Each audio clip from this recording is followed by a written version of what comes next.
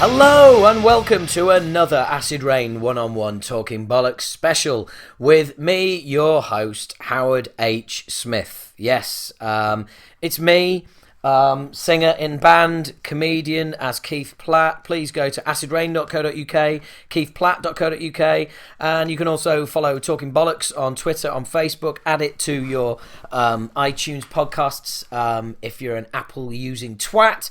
And if you're not, you should have a podcast app somewhere, in a tablet, in a phone.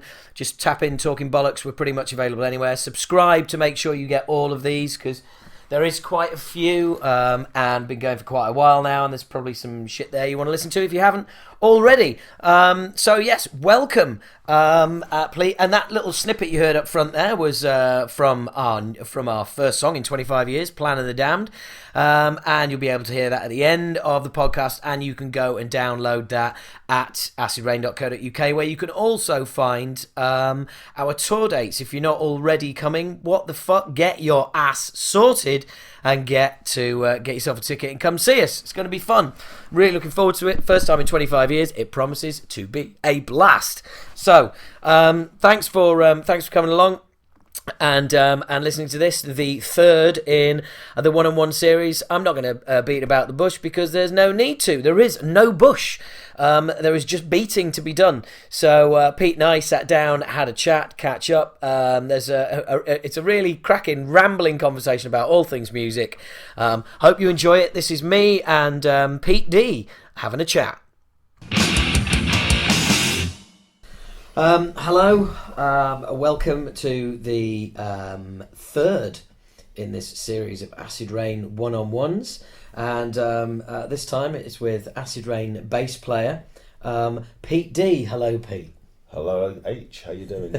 I'm very well. How are you? You make very nice tea, by the way. Thank you very much. Not at all. It's a pleasure.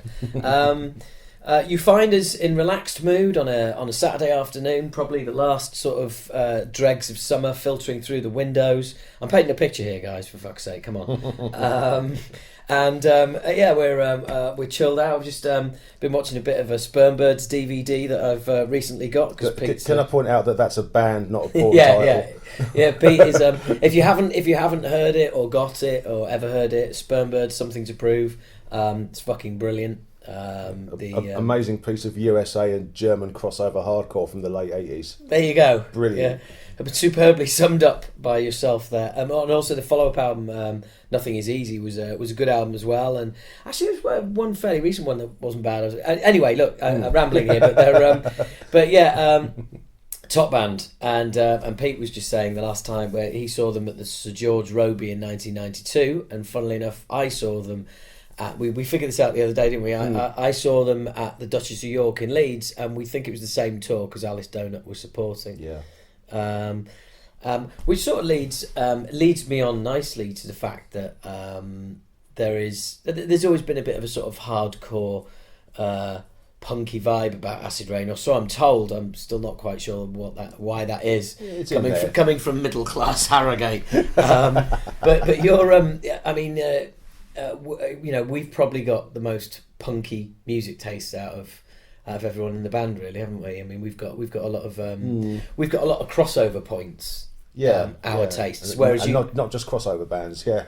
yeah. But well, yeah. You kindly, as you're resplendent in Crumbsucker's shirt right now, you kindly purchased me one when you were there to see him in New York a few months ago, and there's a kind of, well, you're a bit of a hardcore fan as well, aren't you? Well, I have been since, bloody hell. Trying to think when hardcore, as we know it, first hit me, probably about 85. Yeah. So, it was Dead Kennedys for me, really. That was my gateway drug into punk and hardcore, and I've always been interested. What was your gateway Dead Kennedys record into that? Well, funnily enough, my gateway album into metal was Black Sabbath's Greatest Hits, and my gateway into punk hardcore was Dead Kennedys' Greatest Hits, which is Give Me Convenience or Give Me Death. That's a cracker. All those alternative versions, just so good. It's fucking brilliant, absolutely brilliant. But not only did I buy the album, but I also bought the T-shirt, and also cardboard coasters as well, because all of the funds were going to the fighting censorship. It came with a free newspaper as well, didn't it? Called Fuck Facts. Well, Fuck Facts is in every Dead Kennedys album. It's certainly in Bedtime for Democracy. Yeah. They started doing them later on. Yeah, I think it was Gimme Convenience was actually the first one that I saw. I've got to think now. Actually, do you know what? I think Bedtime might have been my introduction, but Bedtime for Democracy, I think that might have been my introduction. Yeah, 86.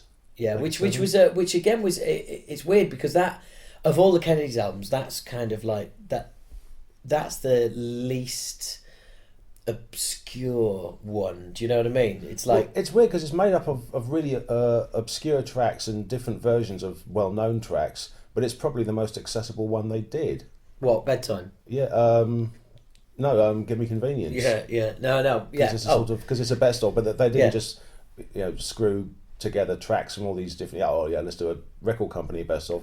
It's like they actually put some thought into it. I'm trying to think of the because I got it on vinyl originally, and if I remember rightly, there was a flexi disc with it. Yeah, Buzz Bomb from Pasadena, backed with Night of the Living Rednecks, which was great. When Ray broke a guitar string and Jello had to ad lib for 4 minutes. Great knowledge. And so I showered them with water.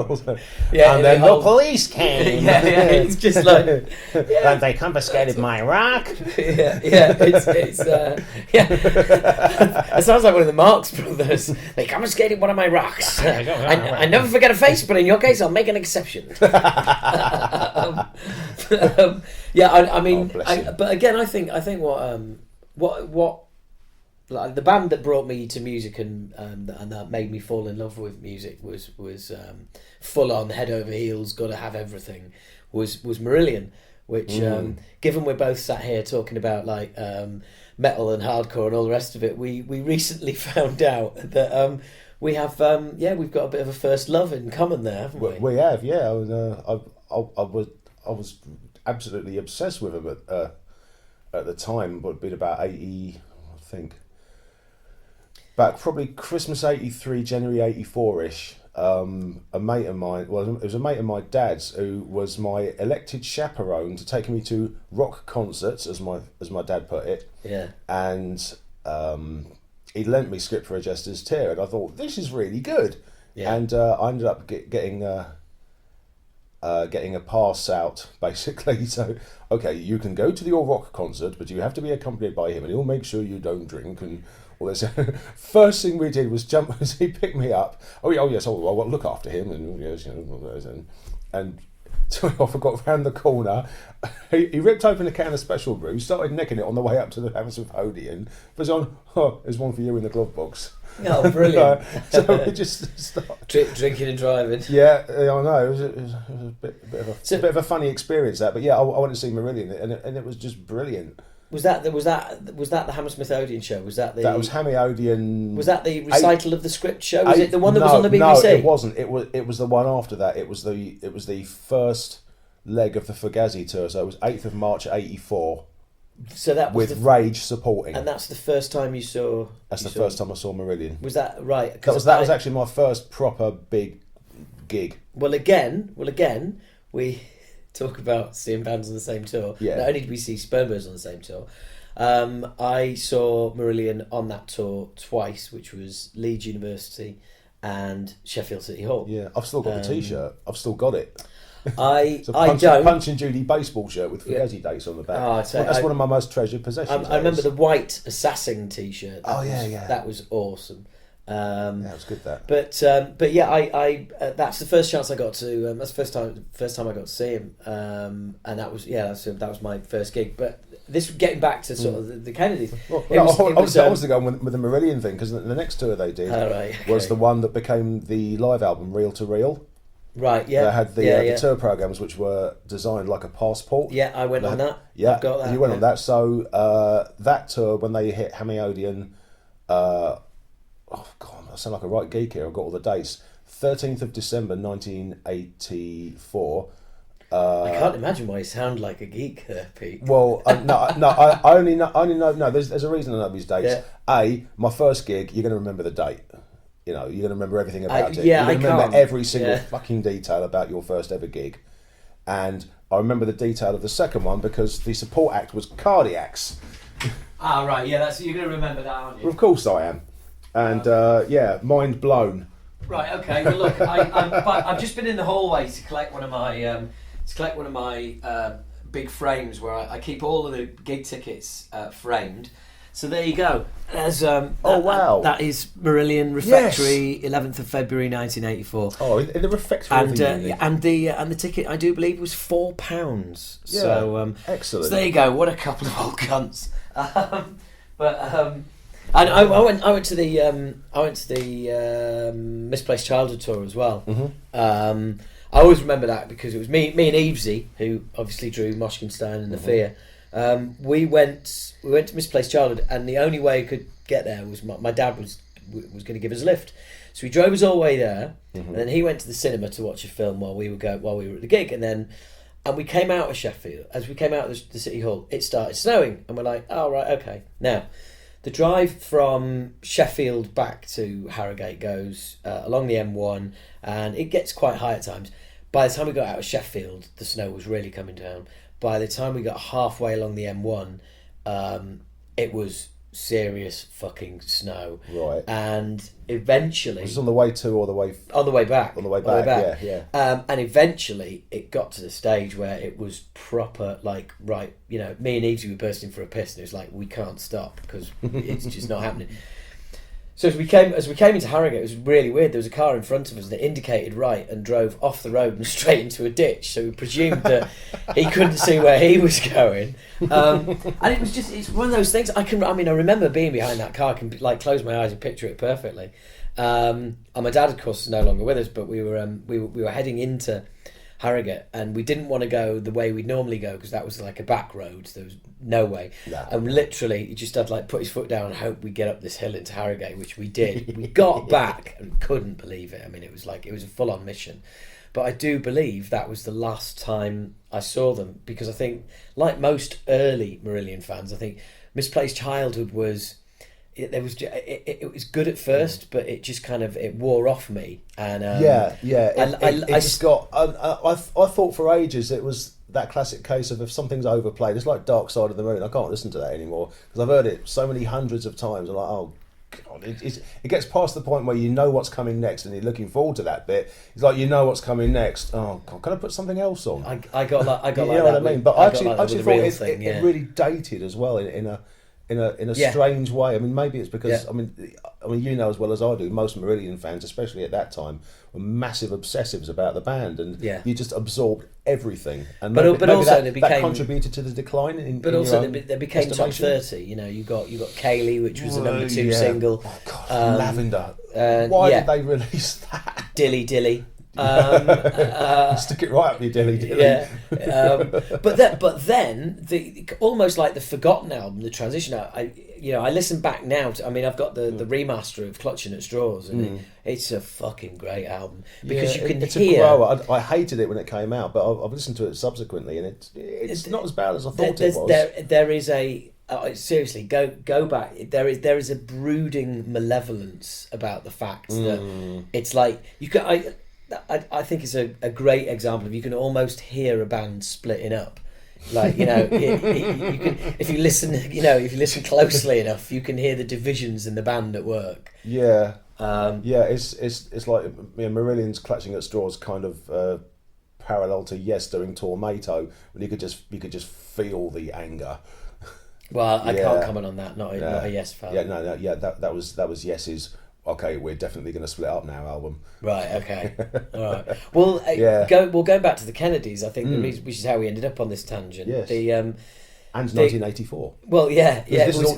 All this happened in 1984. It's a bit weird, isn't it? Yeah.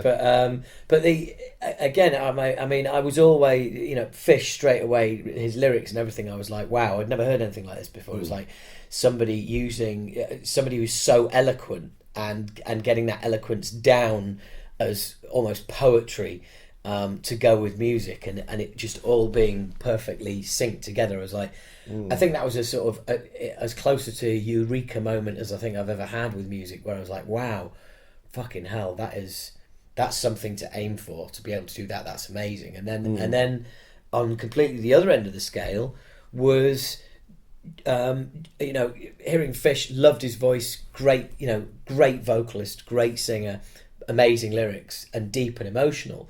And then you go across to Jello, where it's like, yeah, he's not really singing, he's kind of like, he's speaking loudly and weirdly, and these lyrics are almost political manifestos. It's a frantic narration over music. But also that's a pretty good way of putting it. But also his lyrics are just like the opposite to someone like Fish, which is all like deep and emotional, whereas his were more sort of political manifestos and hitting out at stuff.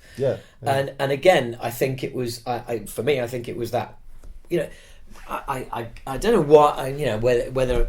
There's no way I was ever going to play guitar or drums or bass or anything like that. I, gave it a whirl here and there, and never did. But I'd always, even from primary school, I was in the school choir, and I think I was just drawn to these two massively different frontmen, but both they're as equally as influential on what I've ended up doing, without a doubt. It's just. And that's what sort of hooked me. Well, do you have to base it on the massive differences in their delivery and lyrics? I mean, there's probably a really big common theme running through that's right in front of your face. You just haven't sort of thought about. There's got to be something in common with it. I don't know. Is it wordsmithing or is it just the passion of delivery? I mean, I'm like that with music. If it's not passionate, it can fuck off. Yeah, absolutely. No, I think I can see why. Well, because I like both of those vocalists. I can see that connection. It's the way that they mean it. Yeah, absolutely. I mean, I think just singing "Oh baby, I love you," whatever, blah blah. Yeah, I mean, Satan's going to rip your granny open with a chainsaw. It's not throwaway empty lyrics. There's actually some depth to it. Well, and it's the depth. It's the depth that. That I kind of fell for with both of them, I think. Definitely. I mean, from the sort of Marillion point of view, I was around the time of Script for Justice Cheer. I was, probably experiencing my first love and therefore my first breakup. And of course, the song Script for Justice Cheer is all about that, and it's this heartbreakingly beautiful. And but also you're also at an age where it was like, fucking kick everything over, everything's shit, smash the system, and there's Jello fucking agreeing with you. And then there's the Marillion artwork, which I think drew a lot more people into the band than the songs did. A mate of mine is friends with and near neighbour of Mark Wilkinson. Oh, wow. And has been for many years. And it's like... Oh, does he tattoo? Well, the thing is, he played in... The weird thing is that this friend I'm referring to also played in Venom at one point, right? And the weird thing is, like, none of that ever bothered me, because that's how I met him all those years ago. It's Al Barnes, by the way, who played in Primeval. Well, no, he didn't play in Venom, he played in Primeval, which was like that... Which is sort of now Venom Inc. And if he was in them, it would be the Primeval lineup.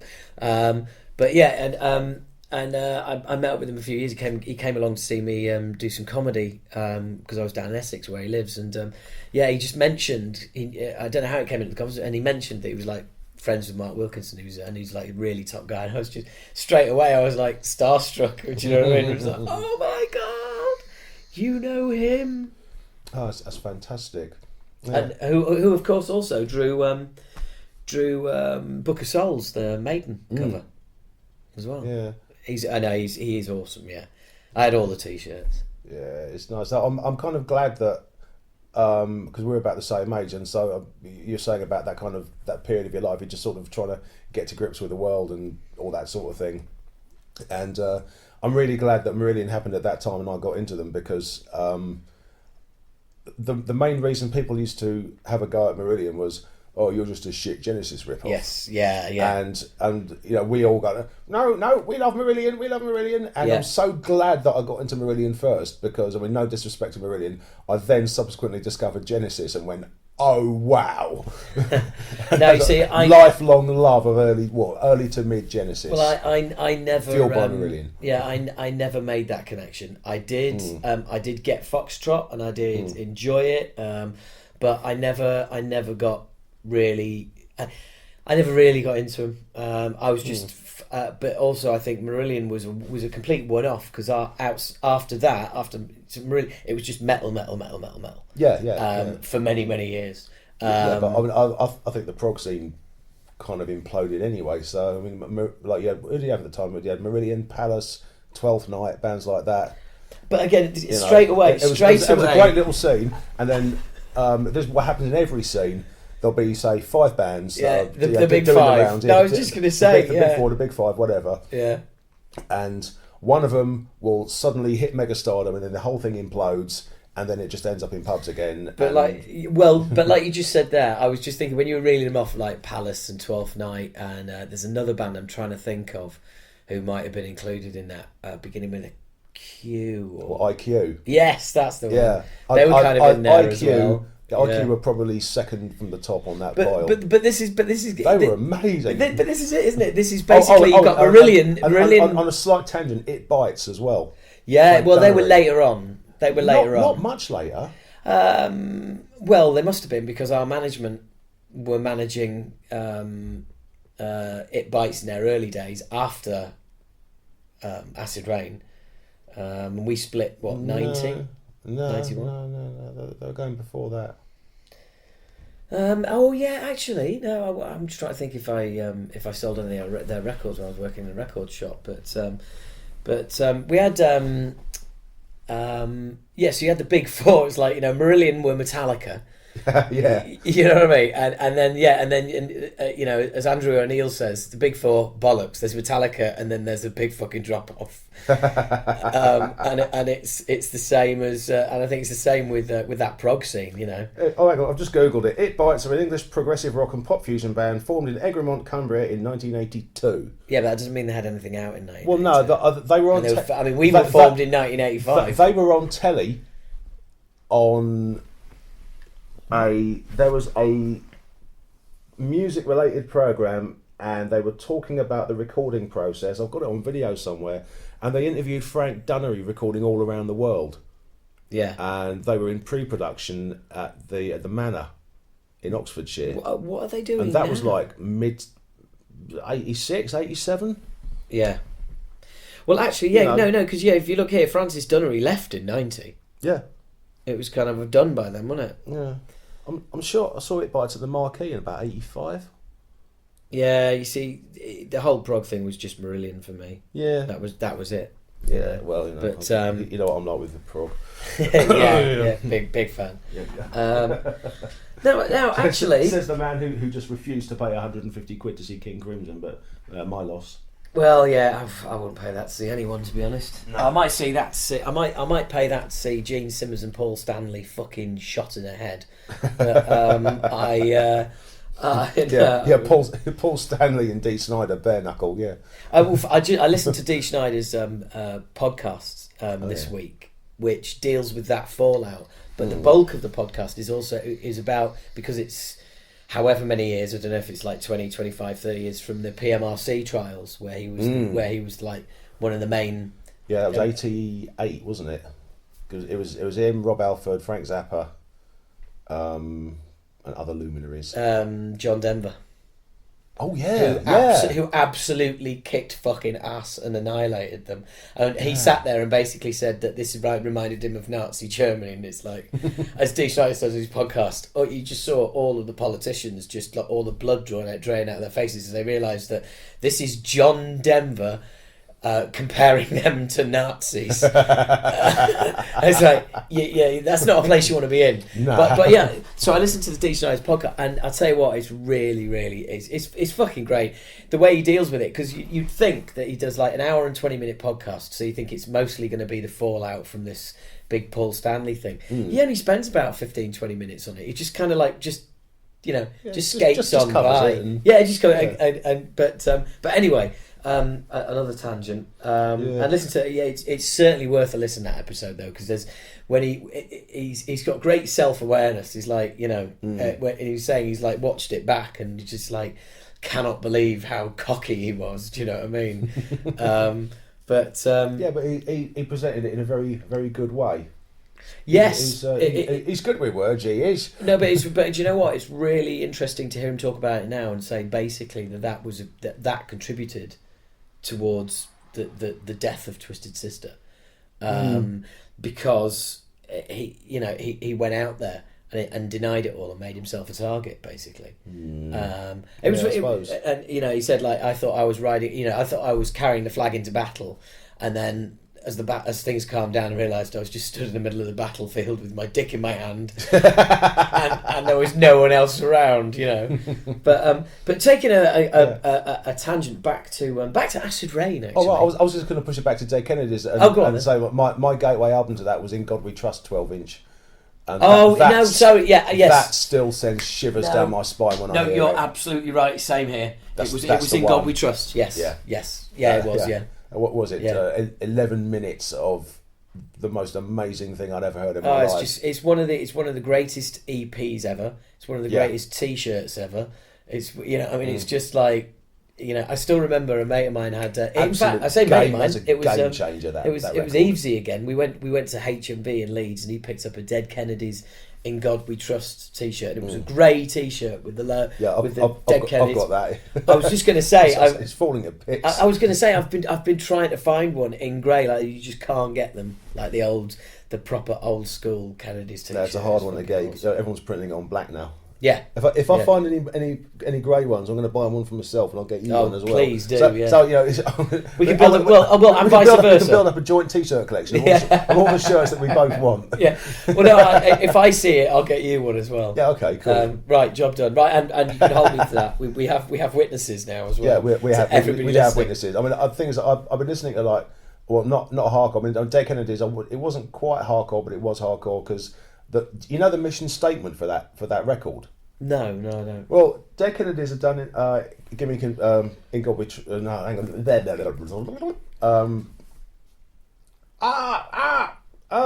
First album. The robot is malfunctioning. Does not compute. They've done a load of records. Right. Okay. They've done a bunch of stuff, and then they've done a bunch of stuff. Cool. And then, like, the punk scene was starting to speed up a lot. And apparently how the story goes was Jello heard the Minor Threat 7-inch and thought, is this what punk's doing? Is this the way it's all going? Fuck it, we can go faster. And the basic mission statement for that EP was, let's be faster than Minor Threat. Right, okay. And they recorded it, early 82. So it wasn't long after the filler EP came out. And that's why it's so fast and so snotty, because they said, well, we're going to get one up on Minor Threat. That is apparently how that came about, and that's why that's their fastest and most stripped down, raw that's interesting. release. Yeah. I don't know if they were competing with Minor Threat. I mean, Jello would obviously deny that and say there was a massive reasoning behind it. But yeah, but basically they were trying to outdo Minor Threat.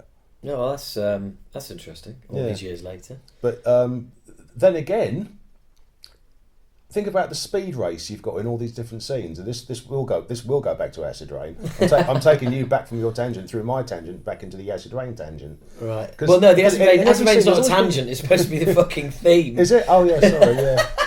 Oh, was it that band that we was doing? Yeah, I see. Right, yeah. We still are. Yeah. Well, in fact, it's about to happen for real. And no sleep till none eaten, bro. Is that a metal equivalent of being sent to bed without supper? No sleep till Nunnington Monsters of Thrash. Yeah, Nunnington. Yeah, we're playing Nunnington, man. Yeah. But no, think about all. Oh, no, not all these. Think about like the thrash scene, death scene, grindcore scene. The 80s, like early 80s hardcore scene, the UK 82 stuff, your Discharge, Exploited, that sort of thing. There's always been a speed race, isn't there? Yeah, pretty much. I think Bad Brains set the bar in 80. Minor Threat broke it. Dead Kennedys broke that, and then there was a little bit of a lull, and then everyone started going on the speed race, and you had bands like New York City Mayhem. Oh god, that rings a vague bell. Crab Society North, which was a side project, of SOD. All right. It was Dan Lilker. But before he went off and did Extra Hot Sauce, he did a band called Crab Society North. There was New York City Mayhem. There was Larm from Holland. All doing just see how fucking fast can we play. Yeah. Let's just go, and this wasn't going the sort of Napalm Death Carcass route. This was, just more sort of a punky sound. Yeah. But just getting faster and faster and faster and faster and faster. Yeah, but not blast beat fast. Well, no. Well, look, Larm were using blast beats in about 84. They were pretty much up to the speed that Mickey Harris was knocking out in '86 with Napalm Death, and they'd already got there. And New York City Mayhem and who else was there? I'm trying to think back through my old demo collection now.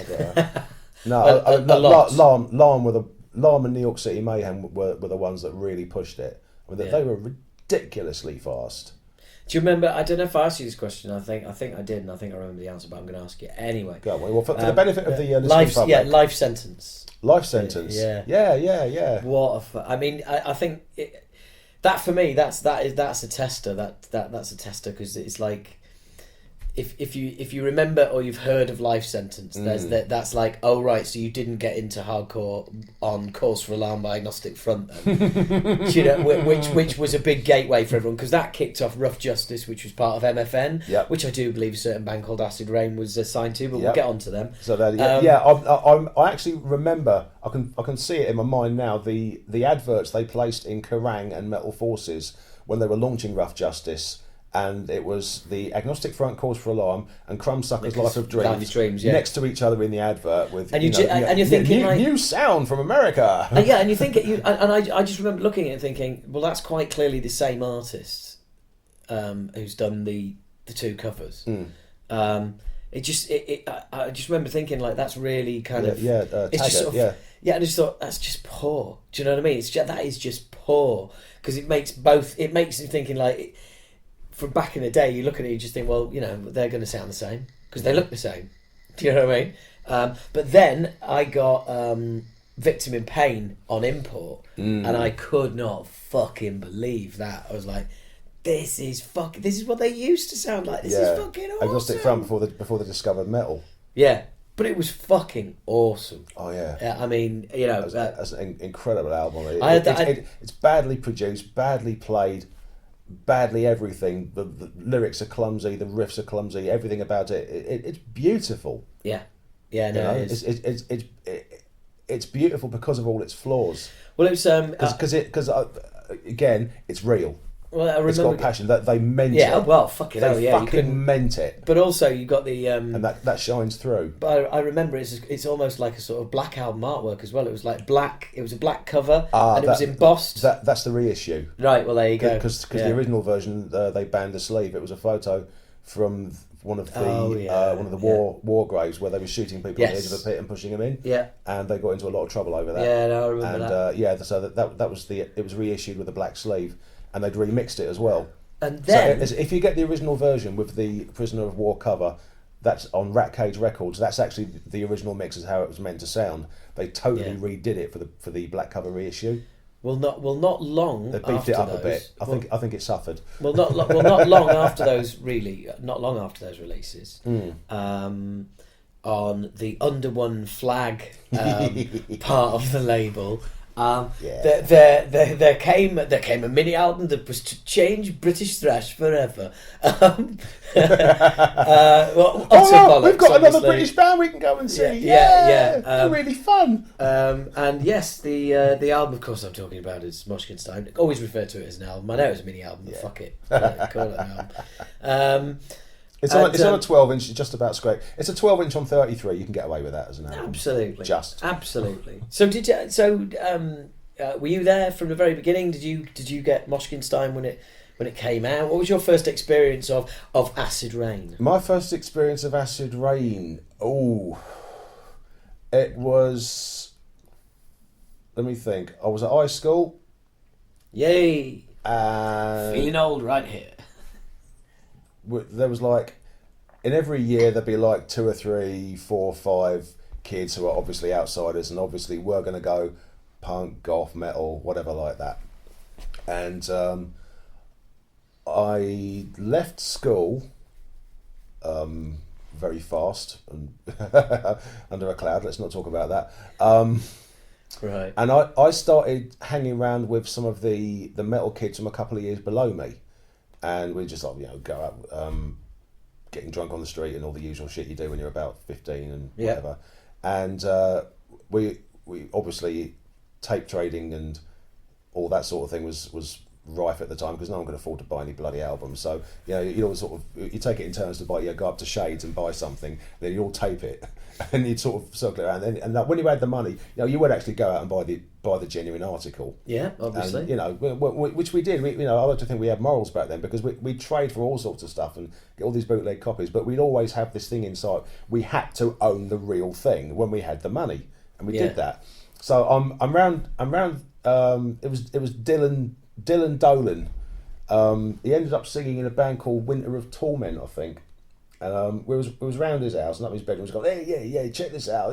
So it's like sort of Anthrax, Metallica. I'm like, all right, yeah, okay, listen to it and put it on. And like Goddess came through the speakers. And I'm like, fuck me, the production's shit on that. The guitar sounds like someone scratching a bit of sandpaper.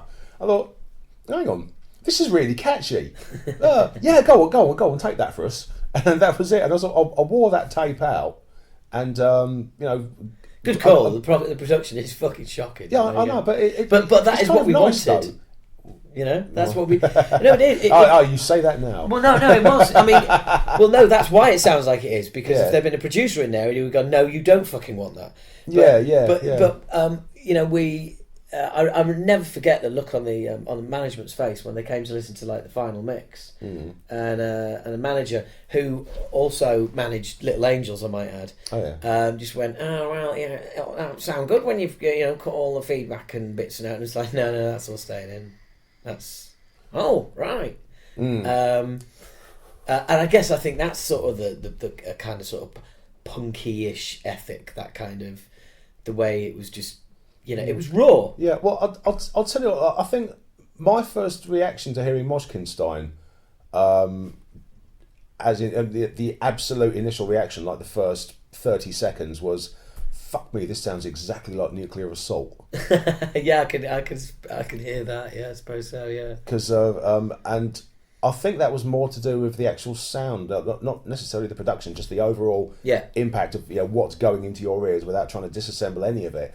It sounded exactly like Live, Suffer, Die. Yeah, that bit, that like that real crunch. That bee stuck in a jar guitar sound. Yeah, and I went in search. Oh God, I was like, what? How old was I? 15, 16, and I went in search of the demo version, based on the premise that I'd been trading tapes, through pen pals all over the world for a couple of years already. I had quite a big collection. And thinking it sounded just like Live, Suffer, Die by Nuclear Assault, I thought, hang on a minute. That Nuclear Assault, have you heard the demo version of Game Over? Yeah. It's like a 5-track demo they put out before they actually went in and recorded it properly. And that sounds awesome. Well, so a bit like the way the Moshkinstein demo sounds better than the album. I went in search of the Moshkinstein demo on that premise. Right, okay. And I preferred the demo. I do, definitely, yeah. Just in terms of how it hit me as a sound, as an experience. And and that the Nuclear Assault comparison kind of remains. And I've played Acid Rain to a couple of friends who are sort of around a bit of metal but don't know much and haven't heard Nuclear Assault or Acid Rain. And sort of gone to that, and I thought, it's wow, and then people who do know a bit more about it, so like sort of newer thrashers who aren't aware of the 80s things, and they say, that's like Nuclear Assault. Well, probably just as well we ended up on tour with them then. Yeah. So do you remember like the first? Because you saw us live more than once, didn't you? Because obviously living in London, which we seem to be here every week, many times. First time I saw Acid Rain. Did you see us at the Hippodrome? No. Such a shame because we'd have you on video if you. I'm not on that. I saw you at the Marquee a couple of times. Yeah. Saw it at the Boston Arms. Fucking hell, that's a rare one with Annihilated. It was with Annihilated. Yep. And Sacrilege BC. That one we argued about at one point. We have argued about that one, haven't we? Because there was the one that... we played. The only time we played with Sacrilege BC was in Birmingham. I'll tell you what I do remember about that gig, which may or may not have had Sacrilege BC on it. Right, okay. Because you did the Dome twice, didn't you? I honestly think we only did it once. What I think's happened, I can relate to this through flyers. There was one flyer that was supposed to be Sacrilege BC and Acid Rain at the Dome that I didn't go to. Right. Now, maybe you were booked for it or you were on the flyer, but you didn't actually play it because you were supposed to play with Sacrilege BC. And there was the other one, which I now know was a separate show, was the one where the flyer said slam diving competition. I've probably still got it somewhere. Oh, God. And it was like Acid Rain, who can do the best stage dives competition. Fuck, right, okay.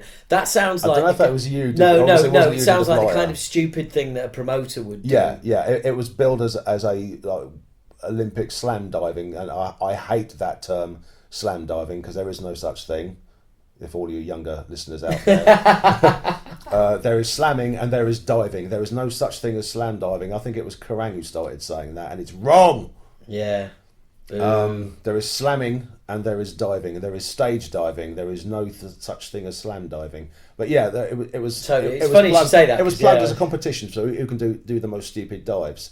And because Acid Rain were known for a lot of stage diving, it was full, and it was a little bit crazy. Yeah, I mean, a lot of people walking out there with broken arms and bloody noses, and I remember those. I remember those gigs. Well, I was gonna say I remember those having said. I'm pretty sure we only played there once. And then I think I saw it with the Greyhound as well.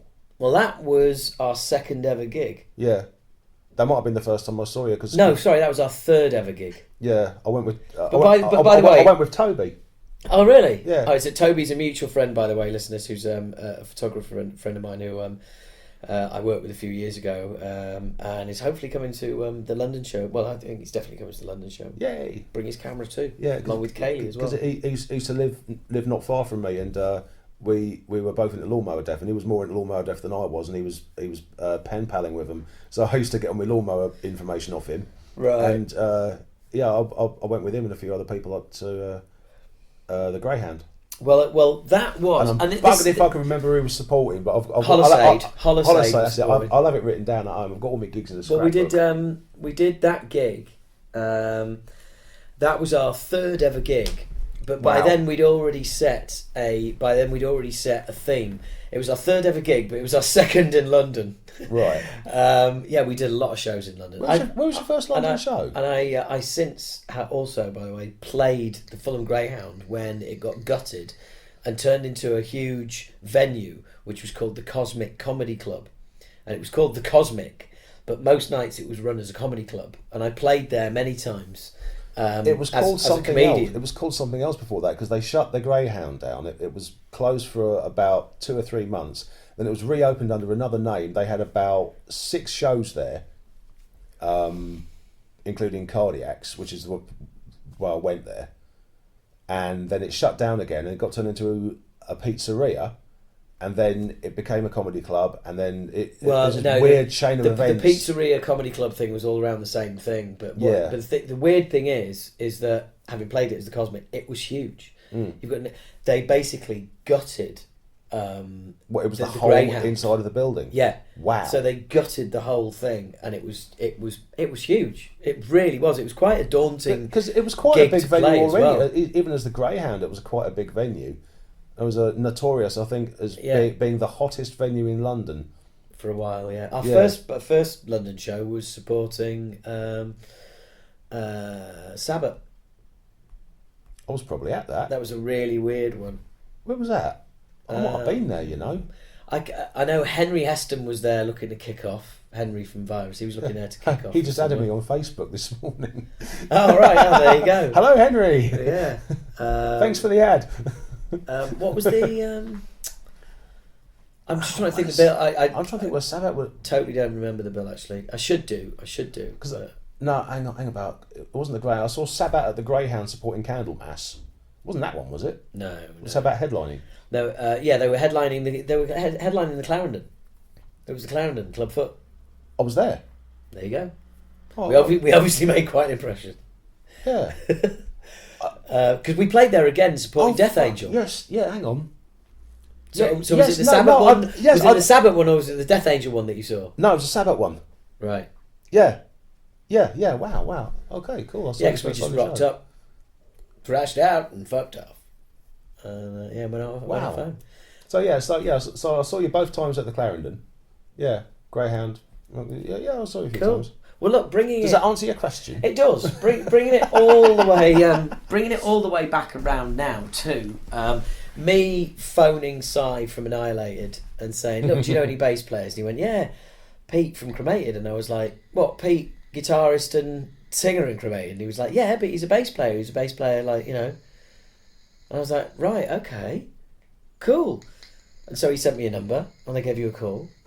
And he said, "I'm pretty sure he's a big Acid Rain fan as well." And I was like, "All right, cool, that'd be handy." So knowing this, I rang you and said, "Look, you know, yada yada yada, want to come down, play bass." And I was quite taken aback with your response, because yours. I mean, I know you a lot better now.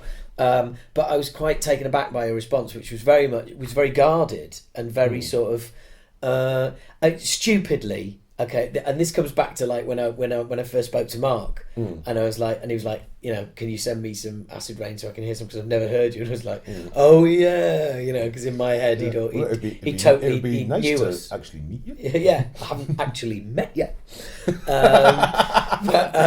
But the same thing is with you. It's like in my head, you know, I was going to go, "Hey, you know, want to come down?"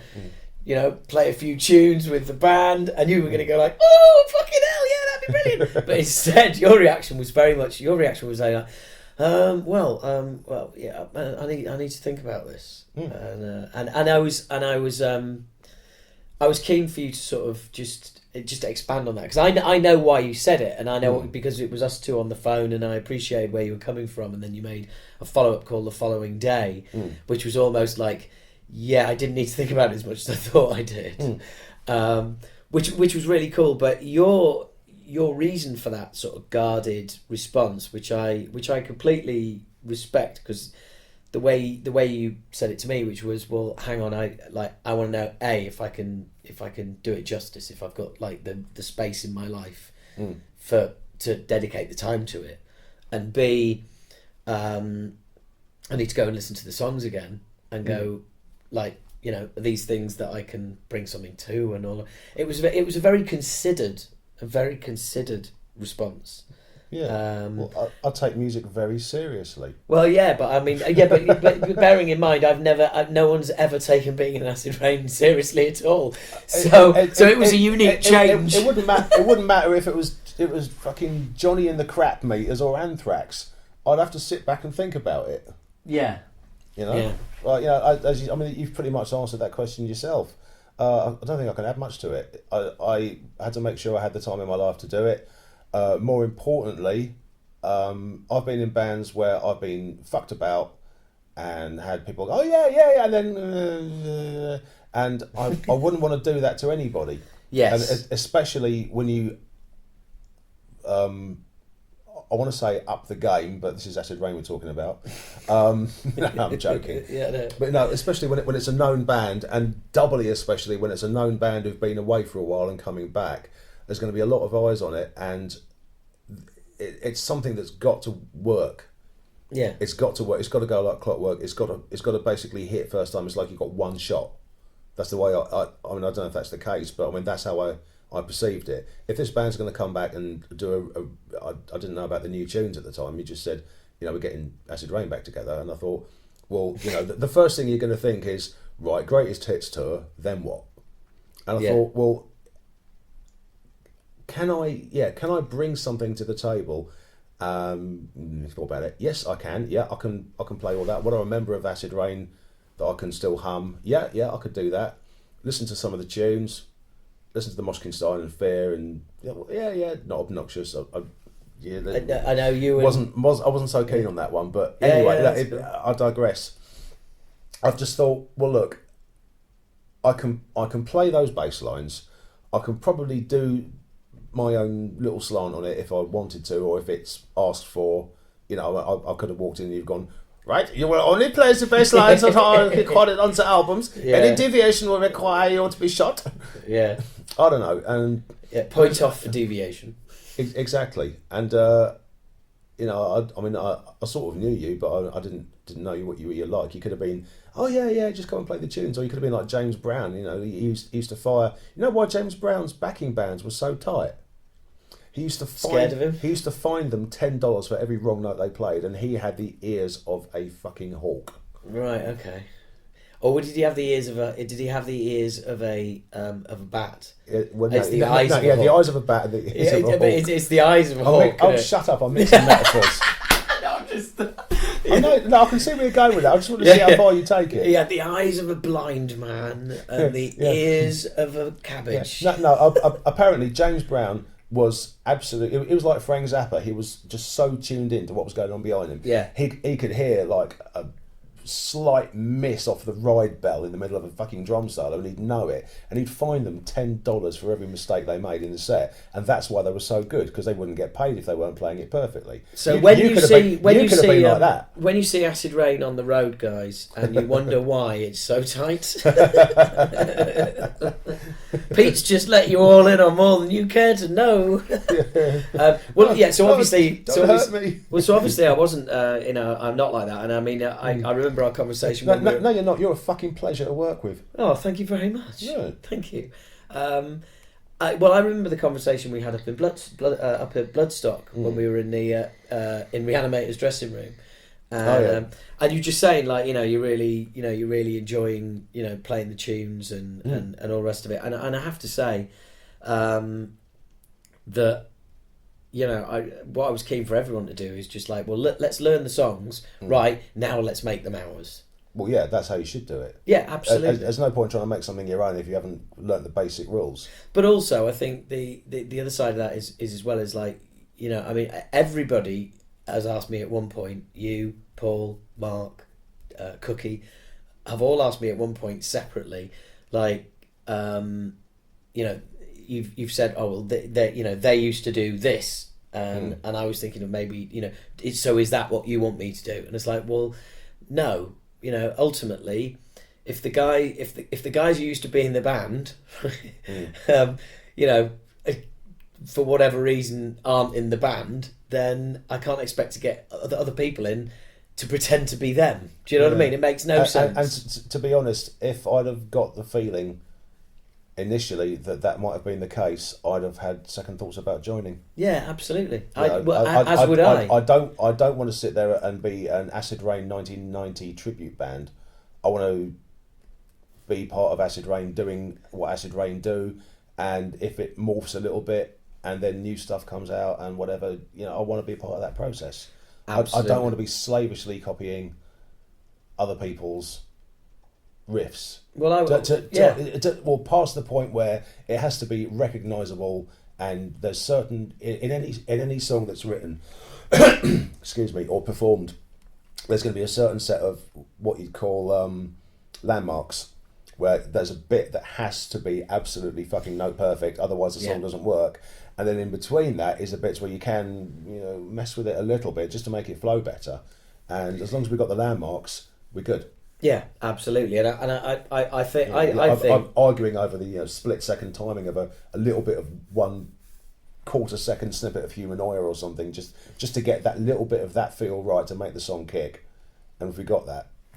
But also, I think we're in a really good place. I think we're in exactly that place whereby we've learned the songs. Everybody knows the songs, but we've taken them on, we've made them our own, but there are certain bits that are they are sacred, and you don't mess with those. And I remember when Mark, Paul and I first started playing, there was a bit in Goddess that we used to groove that is different to the to the album. Well, different to any version, and it was really cool. It was really cool, and we did it a couple of times, and then I sort of said to both of them, I said, look, I love that. I think it's an awesome groove we've got there, but unfortunately, I think we've just got to let it go because it's Goddess, and people don't want to hear that. No. Yeah, they want to hear Goddess. Yeah. You know? Now, but down the line, when you know, when we've been around the block a few more times and people have seen us a couple of then you can develop more sort of live 2015 feel to it. Up to a point. I mean, that was a point I was just trying to interject there. I always try and good luck. Right, I always try and look at things from the perspective of the people watching or listening to the band. And when we've had this conversation a couple of times, when we were chilling out as a band about, we could do that, but if I was in the audience and you did that, I'd be upset. Yes, absolutely. You know, the famous one is Paul's. When I was talking to Paul about doing, we were talking when the original lineup were together, and we were sort of talking about maybe doing an obnoxious medley, and Paul was like, "No, not fucking medleys." Yeah. You know, no, they make no one happy because you could just get a glimpse of something you think you're going to hear the whole thing of, and then it fucks off again. As certain bands who've done that and changed the way they play certain songs, and like say certain live standards by certain bands who I really like, but I will not mention. Who mess up with, they'll take an absolute, crowd stopping, guaranteed to be one of the last 2 or 3 songs in the set, and fuck with it. Yeah. And put in let's bring it down, and then stick another guitar solo over it, or okay, you can drag it out to a certain degree if it's I don't know, like say, let's give an example of Metallica doing Seek and Destroy. You can stretch that to a degree. Yeah. Come on, I can't hear you, searching. Yeah. You can get away with that to a degree. But if you start adding extra bits into it and sticking another solo over it, and that, it just ruins the flow, and you lose all the immediacy. And more so in thrash, you can get away with that. If you're not the Grateful Dead. Yeah. I mean, if you're talking about, I don't know. Bands like Nuclear Assault, Onslaught, whatever, bands like that, you can't push it too far because it's fast, frenetic music. There's an immediacy, there's an energy, and if you break that and try and break the crowd down, sometimes I don't think it works. Yeah, and I don't want to be party to that. Yeah, and because I know if I was watching a band and they did it, I'd be like, oh, what the fuck are you doing? Yeah, you could have squeezed in another song. Rather than dragging Humanoia out to 9 minutes or something. Oh, please God, no.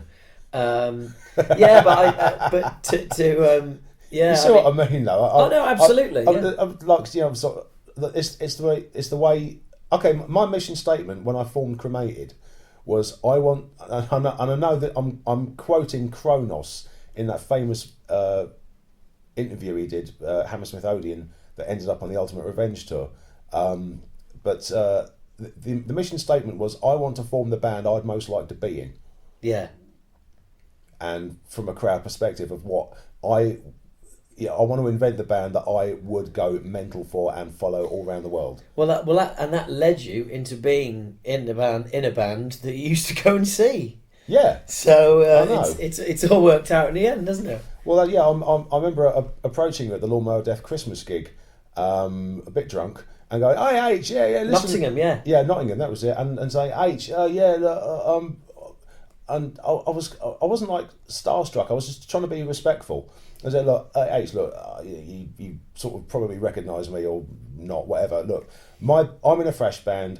We're thinking, maybe I'd like to cover Goddess at some point. Would you mind if we did? Would you have any objections? Because I know you've said so much about Acid Rain never reforming, etc."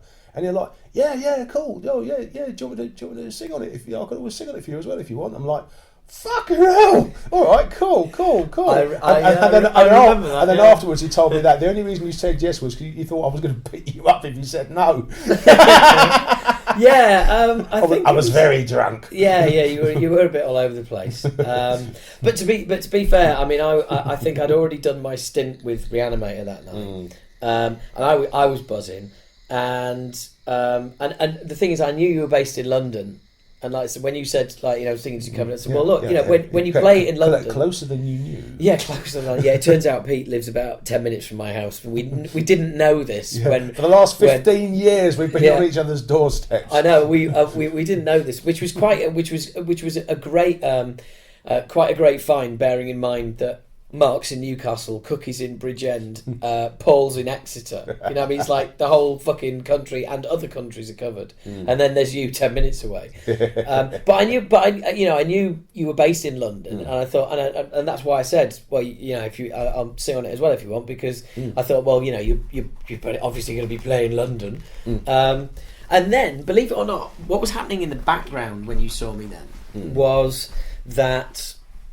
Just prior to rocking up to that Christmas gig in sort of late October, was Ramsey had basically handed in his notice, as it were, and said like that he wouldn't be doing the reformation. And so when I saw you then, the whole thing was really just at sea, because it was kind of like I just didn't know what was going to happen, whether we were going to do it or not.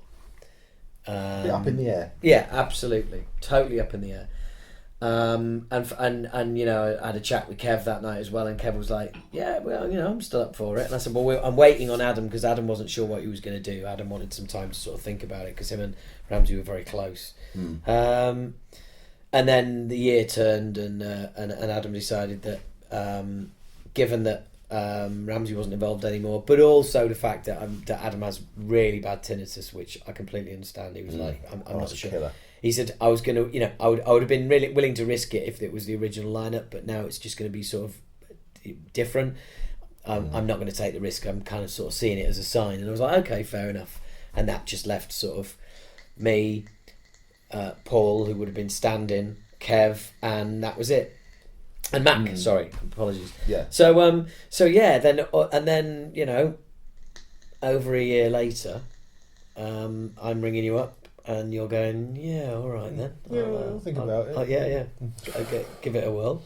Like I said, I'm glad that I did think about it, because the last thing I wanted to do was just get into a band and go, "No, you know what?" Because I know how horrible that is when you get someone in a band. False starts. False starts, or worse still, the people who are with you for 3-6 months, a year even, and then go, "Well, yeah, mate, no, I don't want that. I've dealt with that before, and I don't want to inflict that on anyone else, because I've got respect for other musicians. With other musicians are being cool, and then if they're not being cocks, I want to really make things work, and that's why I don't.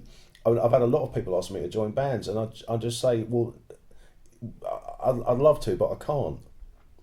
For various reasons. If I can't give you enough time, there's no point me being a part of it, because I'm going to impede you in some way in the future. Well, so I'd rather not put you through that, and I wish you the best of luck with finding someone else. Well, it's the old, if something's worth doing, it's worth doing well, and exactly, you have to commit to it. Exactly, and I thought Acid Rain was worth doing well. I'm going for a quick piss. Yeah, I need one as well. Where's breaking the advert here? This is the advert break by toothpaste, by deodorant, by razors. Hey, if you guys got anything you want to buy, we've probably got it for you here. Matt Howard's Mile of Books. Yeah, we've got miles of books. Yeah, buy them. They're fresh. They're cheap. They're nice. They taste good. Yeah. He's still pissing. What? He's still pissing. Oh no, he's back. What are you doing? He's back. Oh no. I was just advertising your new business venture, Mad Howard's Mile of Books. I like that. I'll tell you what. There's a fucking album title for you. What's that? Mad Howard Smile of Books. Books. Yeah, along with shitting on our legacy. Shitting on our legacy. Yeah, there you go. Yeah, absolutely. Yeah. So I'm not quite sure what Pete was talking to you all about, but yeah, we sit as we're actually recording this. It's just under 2 weeks till the first show at Nunnington, and yeah, it's kind of like really sort of sinking in. To be honest with you guys, I'm just like, it's got to the stage now where it's never far from my mind. I'll probably think about it once or twice a day, or if I don't, something will happen and it'll trigger it. There's a lot. There's so much to think about as well. I mean, there's a lot of money invested in t-shirts, designs that we've had to keep knocking backwards and forwards, and then there's all the logistics and stuff. The stuff that you don't want to hear about, frankly, but stuff like organising. Premier-ins and ferries and and all of that shit, all of the logistics. Textbook urination. Well done. I was just sort of talking about like the because you've been involved in this as well. It's like I was just explaining that the tour's getting close and you start thinking like, wow, it's actually really close now. Yeah, it's actually happening. But also it's these last couple of weeks it's kind of ramped up the we've been talking to each other 2 or 3 times a week about knocking t-shirt designs between you, me, Paul, and then like signing off on them and who's going to get what done and where's it going to get done and right and this and just by the way there's the pics are done right, we need to pay for them and it's just everything's just sort of bouncing around. There's a lot going around. It's confusing, but I think it's really good that we've got 3 people in the band who are like pulling their weight and doing something towards the greater good, and even though we might disagree sometimes, it's good that we're all kind of doing something and it's not just being left to one person. Absolutely, and at that point I might add that the 2 who haven't been involved with all of that are still doing their thing. Still doing their bit. No, you get me wrong, sir. You get me wrong. No, I'm just making sure that they receive the credit they deserve. Absolutely. Yeah, they got busy lives. Well, we all have, and yeah. But it's been, and also I like the fact that we're going to be coming at this with instruments. No, but we're going to be coming at this the way I wanted to come at it with, which is, I think we've got a really good set. I think it's nice and tight. We've got a nice range of merch for people.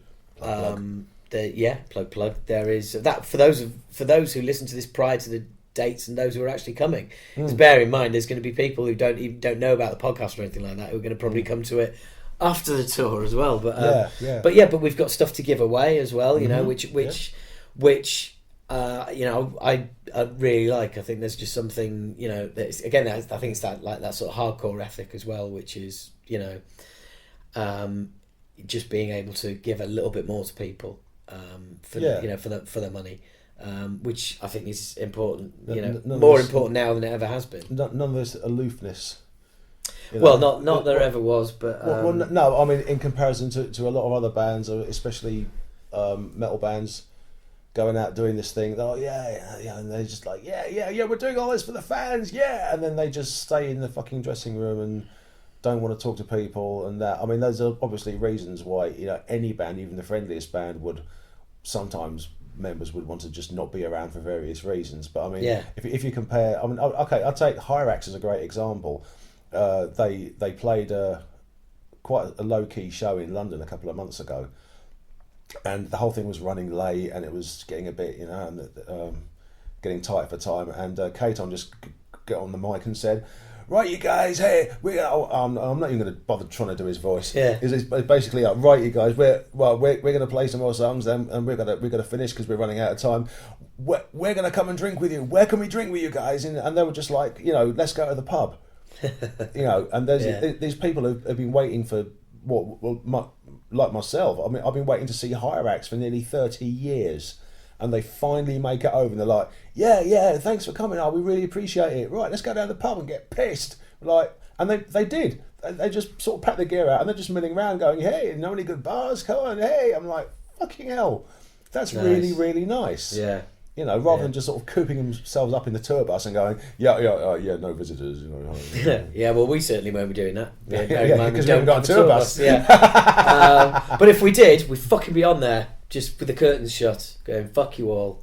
I say what, I'll be having my personal nail technician. I'll tell you what, I was talking to Mick, our PR agent, this week, and he said, like, I've got a load of requests here for you for when you're on the road, like, you know, what's the score, how you're handling it, and all the rest of it. I was like, oh, great, brilliant. And it's like, there's no way do I want to spend my entire time like on the road, just like doing interviews and not and not being able to be out there, and because the thing is, I know there's I'm gonna see so many old faces that I haven't seen for 25 years, you know, and people just coming up going, hey, do you remember this? And some I'll be like, fucking hell, yeah. And some people I'll recognise, and other people I won't recognise and I won't remember. You know, I'll have the full house. I don't. Hopefully none that you do remember and go, oh shit, no. What do you mean that child's mine? What do you mean, Daddy?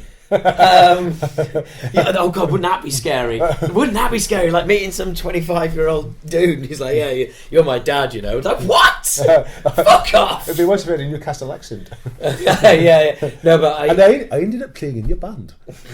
What, Welsh? No, Polish. Yeah, close. But yeah, I've got to be. I mean that'd be fucking hilarious. And if anyone's listening to this and thinking of fucking getting their 25-year-old son to say, go up to him and tell him that he's your dad, fuck you, don't do that. I'll have a heart attack. Yeah, Jesus, that's got me worried now. No, I can't fucking wait. I really can't fucking wait. I have to say that I'm trying to focus on the I can't wait. This is going to be great fun, as opposed to all of the other bullshit that has to be gone through. You know, just all the other various, like, you know, the logistics basically, which can sort of mount up and there's a danger that it chips away at your enjoyment of it. I don't let logistics ever chip away at the enjoyment. It's like a means to an end, and if you want that end enough, you'll just do what you have to do and just do it, and it will get stressful at times. You just do it. You just plough through and go, okay, oh, this is a pain in the arse, but I think how good it's going to be if I actually pull this off now, rather than getting stuck. You know, like, I mean, it's something as simple as booking hotels. You know, you know you've got something sorted out. You know where your whereabouts are going to be for pretty much the entire tour. No last minute surprises. You've got everything planned, and you just swallow it and do it. And I mean, if there's any upsets or problems, then that can wreck the enjoyment of the looking forward to it. But, you know, it's a necessary. Well, it's a necessary evil. It's just a necessary part of the process. Well, everything's gone fairly simply so far. I think it's gone like clockwork, mate. To be honest, I mean, you know, we've all got things we can moan about, but in the grand scheme of things, it's fuck all. Yeah, absolutely. It's just, I mean, well, we've proofed the shirts, that one set of shirts off. I haven't proofed the others. I haven't heard anything. So I might just put a little message in there to see where we're at with those. And delivery wise, I'm thinking, that's the hardest part of it, is like delivery wise. I'm thinking, right, I just need to find it, because my calendar for between now and the tour starting is just full. I'm gigging comedy wise a lot. I've got a few podcast slots that I've gigs I've got to get to, and interviews I've got to do. I've got another agency that I work for, so I've got some stuff to do for them, which is sort of looking after some pub quizzes and stuff. And I was just looking at my calendar the other day and I was like, fuck, I've got to try and find some time to actually be at home one day to receive delivery of shirts. But you know, even so, that's got to be cool. It's got to be cool. But I'm fucking really excited. Don't those proofs look good though? Yeah, they do. Yeah, they do. Actually, do you know what? One thing You guys are going to love our merchandise. I'll tell you what. One thing that really excited me was actually just going out there and buying my mic, because I bought a wireless mic system about a week ago, folks, and it's like that. It's the gear thing. Do you know what I mean? It's like, I've got a fucking bit of gear, but it's just like because I've been thinking about it, and I've been like, should I bother? Should I not? Should I bother? And I was like, do you know what? Absolutely, it needs to be done because I was always all over the place, and I mean I had a wireless mic probably from the Fear tour onwards. It was only the first Moshkinstein tour where it didn't. From there on, we're like touring with Exodus. That's where you got the scars from. So I always had my own mic, and I've never used a mic stand ever. So as a perennial problem for singers that they always get jealous. It's almost like penis envy, you know. We have no gear. Drummers we have no gear. All this lovely, shiny, thousands of pounds worth of kit, and you've got a microphone that was there when you got to the venue. Yeah. Yeah, and that everybody else has spat in over the years. Yeah, that is, you turn around, you could do a Greg Lake and say, well, Keith Emerson's got his massive bank of synthesizers and hammered organs, and Cole Palmer's got this 18-piece drum kit with all the metal on it. All right, fuck you. I'm going to have an 18-foot Persian carpet. Yeah, I could do that. I could handle a Persian carpet. Yeah. But that was, and again, that brought it more real for me as well. It was like wow, I've actually got this. This shit is real. This is going to sound terribly anal, but I got this massive thrill of enjoyment when I ordered the flight cases for my equipment. Yeah. I just thought, Jesus, how much? Yeah, it's happening. Absolutely. Absolutely. I mean, and seeing the bag of pics that you put on Facebook as well. Yeah. As in, that's the bag. I've actually put that up yet. I just put it on. I think Dean reposted it. And Paul has. I think Paul. Yeah, Paul edited it. Edited it so you can see his and just see blurs and all the other. Which I quite like. It's like, mine are here. Yeah, because they're all Paul's pics, of course. We're just using Paul's pics. But there's they're all Paul's. That's it. There's only one type of pic. That's Paul's pick. Yeah. But the fact you could just see in the corner, you just see like one of Cookies with like the arse bent over. It's just like, fuck's sake, brilliant. I mean, just little things like that. Tours, flight cases, personalised pics. I know it's wireless like it's fucking. I know it's proper, isn't it? It's like we're gonna have 3 different shirts. Yeah, that's right, motherfuckers. You heard 3 different kinds of shirts. 3 different shirts. 3 different kinds of shirts. Actually, it's 4. 3 stickers. But we don't. You don't want to say that because they'll have gone by the 2nd or 3rd gig. So. Well, you better come to the 1st and 2nd gigs and buy the 4th shirt. I'll tell you what, there ain't many of them. People who are going to go to the Nuneaton show. The Nuneaton? Yeah, the Nunnington show. Yeah, the Nunnington Monsters of Thrash show. People who are going to that gig don't realise that they probably do realise, but that's the place to go if it's merch you're after, because we've got a few things we're testing the water with. Yeah. A few will go at Nunnington and probably most left. Maybe there'll be like 1 or 2 left by London. Maybe not. Maybe. By the way, that reminds me the other T-shirts that are getting done. Mm-hmm. He is giving us X amount in X sizes for the first 3 dates, and so we can take a bead off that and apply that to the second half of the order. So he's going to give. He's going to give us 2/3 for those first 3 dates. But then we can get whatever sizes we're lacking after the first 3 for the second 3 dates. Ladies and gentlemen, an insight into the mechanics of the Acid Rain merchandising empire. Yes, feel lucky, bastards. This was brought to you by Lucasade and Sterident. And that's funnily enough what the T-shirts are going to smell of. Acid Rain Jizz, which is a mixture of Lucasade and Sterident. Excellent. It'll come with the smell of cat piss. Do they even make Sterident anymore?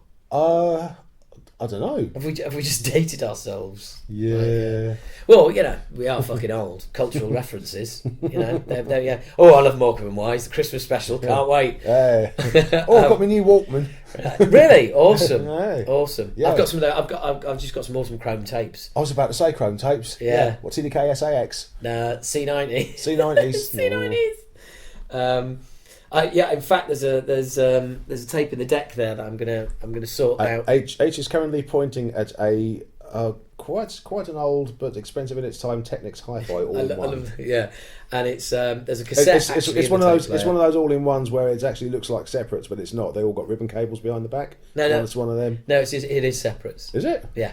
Is that really separate? Oh, wow. Yeah, it's separate out. At that date, so you've got a graphic equaliser. Exactly. To equalise your graphics. And I tell you what, it's a fucking beast, that thing as well. What's that? What's that on there? Mick Vole. What's that?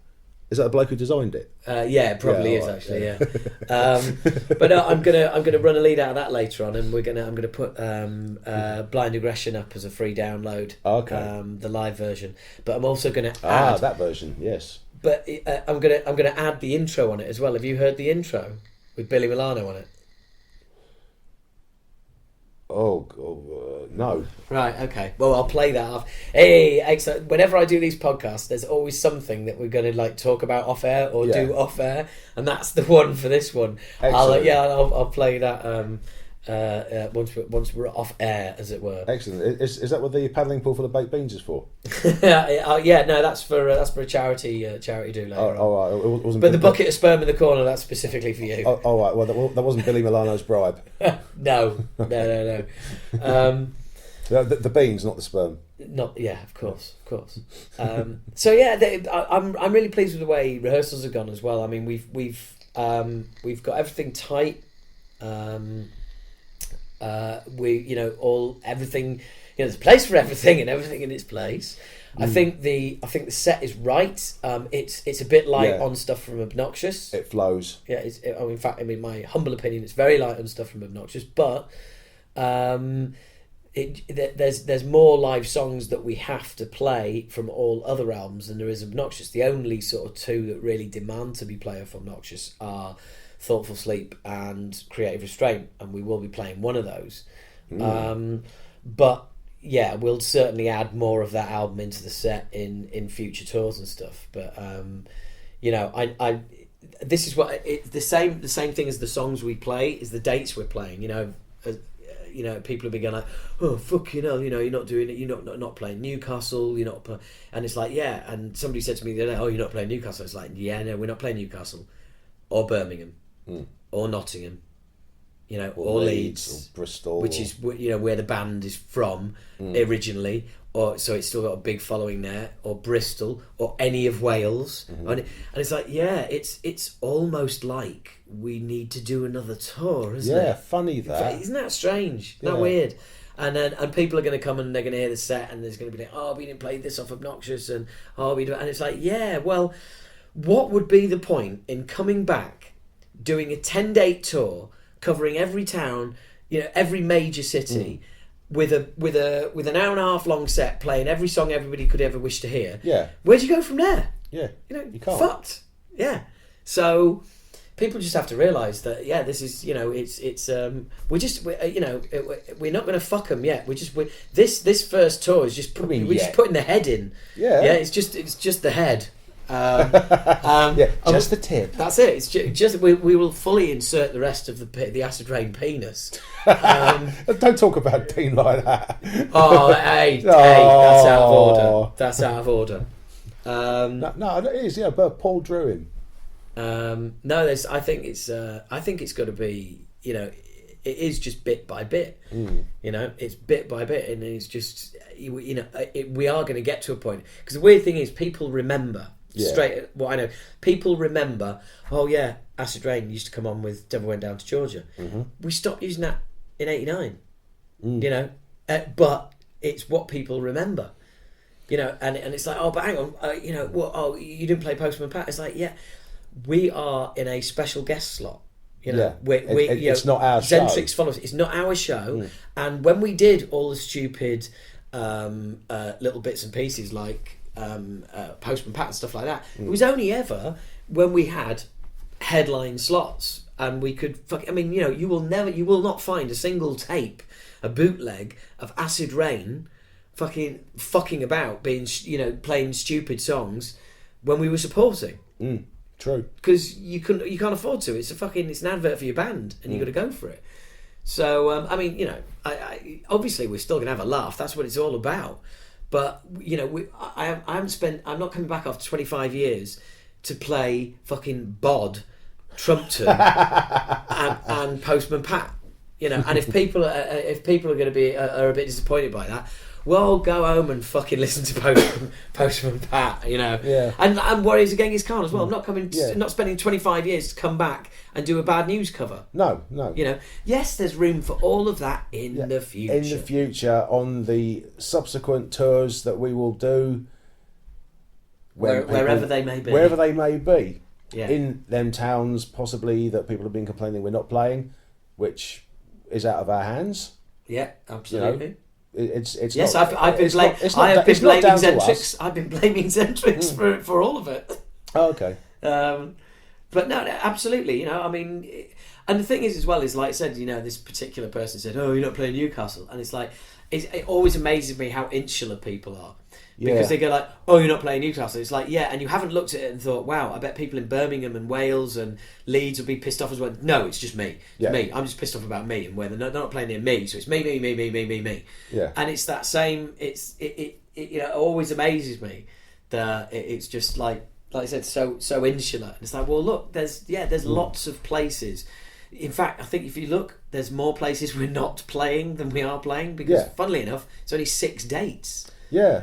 And I'm really, really pleased that 2 of those dates are Dublin and Belfast. Yeah, absolutely. Because they are 2 places that were so fucking welcoming of Acid Rain, and we were big over there. I mean, we were fucking proper, like, not rock charts, proper national top 10. Human Oil was in the top 10. And that's ridiculous. And on the other side of the coin, ridiculous.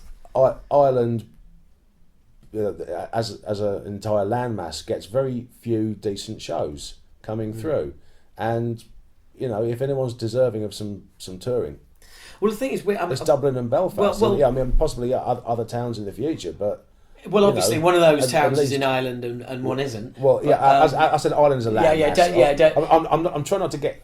I'm not going there. No, I made that mistake on the podcast. And, Did you? And I got a phone call saying that I had to be out of the building in 15 minutes.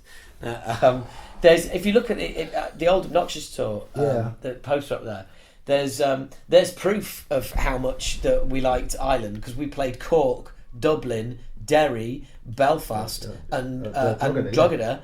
Wow. I mean, that is that's as encompassing as an Irish tour as you'll ever see. And I wish we could play more of Ireland. Now it's just not feasible these days because, unfortunately, the numbers aren't there. But I can't wait for Dublin. It's gonna be fucking immense. No, I mean that is gonna be a fucking special show. I'm really looking forward to it. I really am. And we'll get to everywhere else eventually, and we're going to play. But having said that, there is going to be some people who come and see us walk away, who will probably be disappointed. People who come away and go like, oh, it wasn't what I was expecting. But the thing is, you can't, whatever people's expectations are, you can, you're never going to be able to tick those boxes. They've been created in their own minds. Exactly. And they can be swayed by all sorts of different things. All we can do, I mean, I remember we had this conversation in the practice room last time we were all together, when we were saying that there is that nice element where we go, well, hang on, if I was in the audience, because you, Paul, and Dean, having been Acid Rain fans, it's good that you've got that perspective. But by the same token, I reference my stand-up at this point is like you can't ever write material so because you think people are going to find it funny. You can only write what you find funny. So you can only it comes to a point where you actually have to go, do you know what, let's just do what we enjoy doing, what we think is best, and that's that. I mean, look at the second guessing with announcing the lineup and trying to do a new song because, do you know what I mean? Because people might not be accepting of the new lineup, and the acceptance was absolutely across the board, breathtaking. And then we put the new song out, and everyone goes, wow, this is fucking amazing. You know, some people saying it's the best thing you've ever done and shit like that. It's like, what? You know, didn't expect either of those things. Yeah, it's a cracking tune. Yes, it is a cracking tune, and I'm looking forward to playing it live. Yeah, absolutely. Well, I think that brings us. Kind of like full circle back to looking forward to playing it live. Looking forward to playing "Plan of the Damned," a song which we recently released, which is probably already been. I'll have played it by now. Yeah, I'll have played it right at the front of this episode, or I'm about to play it now at the end of the episode. I'm not quite sure. Probably the end, actually. Now I think about it. So, actually, Pete, would you like to introduce the "Plan of the Damned"? Because that's what's going to be coming next. Do I have to? No. Okay. All right, there you go. I'll let you introduce it. All right, okay. So that's me. That's me and Pete. Or rather, that's Pete. No, I'm Pete. He's the other one. That's right. So it's good night from me. Yeah. Oh, when's this going out? At some point this week. At some point this week. Can I plug something? Yeah, sure. Yeah. Mosh Against Cancer are doing a big show in Derby called Padfest. It's been run by Paddy from Lawnmower Death, and my other band Kremated are playing it. It's on Saturday 26th at the Hairy Dog in Derby, and it's us, Bull Riff Stampede and Icon and Line of Fire, and there's about 10 bands playing. Cheap to get in, all the money's going to charity. Please come down and support it if you can. Thank you. Is that September the 26th? That's September the 26th. Oh, right, so a week today, in fact. A week today, yeah. So there you go. We're recording this on the 19th, maths fans. Okay. And anyway, without further ado, this is the first new Acid Rain. So, fuck it, you've heard it plenty of times. Hear it again. Oh, this is Plan of the Damned by Acid Rain. Just buy it. Yeah, and you fucking played it loads of times anyway. Yeah, so listen to it again. They'll probably, well, if they're listening to this podcast, they're going to switch off, aren't they? They're going to go like, oh no, I've heard this loads of times. You know what you should do? Yeah. You should do a big up for Plan of the Damned, all right, and then play like something else. No, just to wind them up. Well, no, because when I put it on YouTube, I put annotations on as well, so people can click through as soon as the song comes on. So they can click through from the YouTube. They can just click and go straight through to iTunes and Bandcamp. And annotation. Is that Sanitation's sister? No, it's not. Okay. It's annotations. Let me tell you about that off air. Oh, okay. Okay, here's Plan of the Damned, fuckers. See you soon. Have fun. Bye.